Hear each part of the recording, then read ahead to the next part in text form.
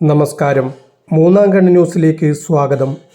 നാടൻ കൈത്തോക്കുമായി മുന്നാട് ടൗണിലെത്തിയ യുവാവ് പോലീസ് പിടിയിലായി. വട്ടപ്പാറ സ്വദേശി അശോകനെയാണ് ബേഡകം പോലീസ് പിടികൂടിയത്. മുന്നാട് സഹകരണ ആശുപത്രി സമീപത്തു നിന്ന് കഴിഞ്ഞ ദിവസം രാത്രി 8 മണിയോടെയാണ് അശോകനെ പോലീസ് പിടികൂടിയത്. ഇയാൾ തോക്ക് അരയിൽ തിരുകി നടക്കുക പതിവാണെന്ന വിവരം നേരത്തെ പോലീസിന് ലഭിച്ചിരുന്നു. പിടിയിലായ അശോകനെ വിശദമായി ചോദ്യം ചെയ്തു വരികയാണ് പോലീസ്.